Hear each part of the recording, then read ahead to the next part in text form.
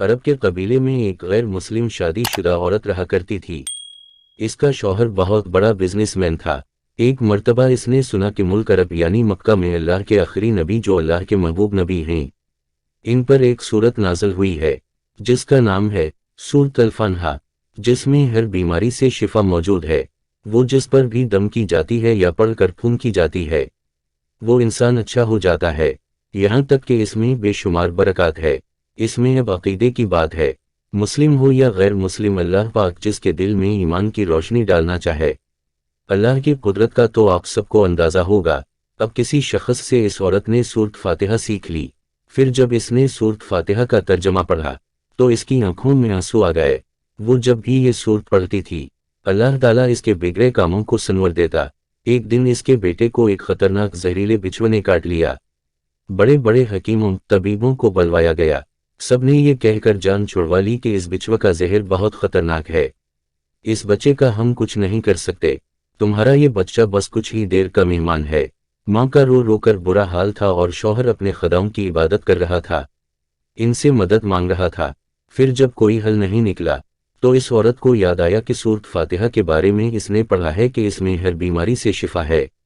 اس کے دل میں خیال آیا کہ اگر میں اسے پڑھ کر اپنے بچے پر دم کروں تو کیا میرا بچہ ٹھیک ہو جائے گا، کیونکہ اللہ تعالیٰ نے اس عورت کو ایمان کی طرف لانا تھا، اس کے دل میں اسلام کی محبت مزید پیدا کرنی تھی، تو اس کی زبان میں تاثیر دے دی۔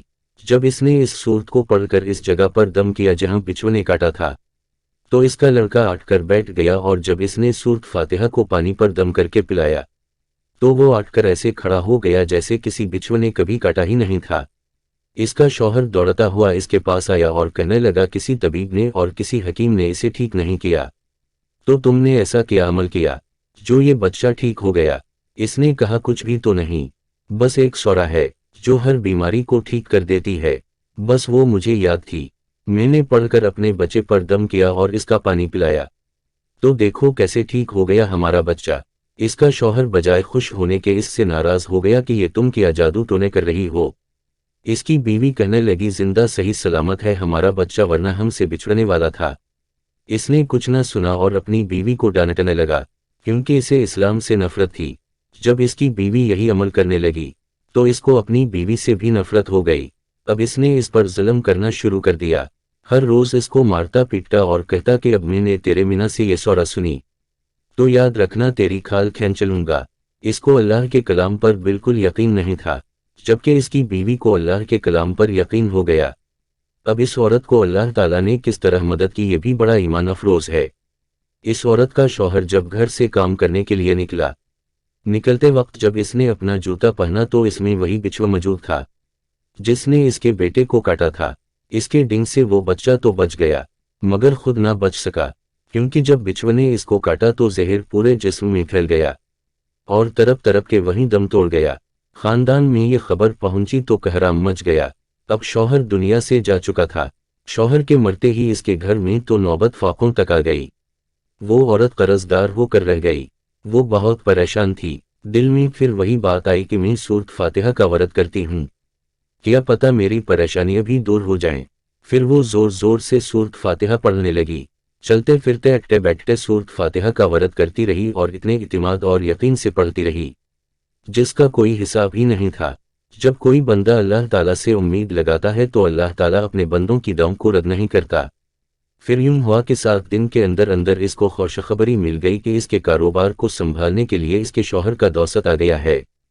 جب دوست کو خبر ملی کہ دوست کی بیوہ کا کوئی سہارا نہیں ہے تو وہ اس کی بیوہ کے پاس آیا اور کہنے لگا آپ فکر نہ کریں، وہ میرے بھائی کی طرح تھا، میں آپ کی مدد کروں گا اور جو بھی پریشانیاں ہیں وہ سب دور ہو جائیں گی۔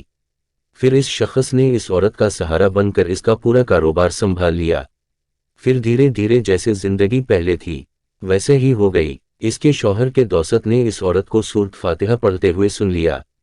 اس نے پوچھا کہ آپ کیا پڑھ رہی ہیں، کیا یہ کوئی منتر ہے جس سے بہت فائدہ ہوتا ہے، مجھے بھی سکھائیے۔ اس پر وہ عورت کہنے لگی یہ کوئی منتر نہیں ہے بلکہ مسلمانوں کی مقدس کتاب قرآن مجید جو ان کے پیغمبر پر نازل ہوئی ہے، یہ اس میں سے ایک سورت ہے جس کا نام سورۃ فاتحہ ہے۔ پھر کہنے لگی مجھے تو اس پر بہت یقین ہے، میں نے کسی سے یہ سورہ فاتحہ سیکھ لی تھی اور اب میں چلتے پھرتے یہ سورت پڑھتی رہتی ہوں۔ وہ شخص کہنے لگا کہ آپ مسلمان کیوں نہیں ہو جاتی اگر اتنا ہی اس سورت کو مانتی ہے؟ وہ مزید کہنے لگا کہ ایک سورت کی اتنی تاثیر ہے تو پورے قرآن کی کتنی تاثیر ہوگی؟ وہ عورت کہنے لگی کہ میں مسلمان تو ہو جاؤں لیکن میرا شوہر نہیں مانتا تھا۔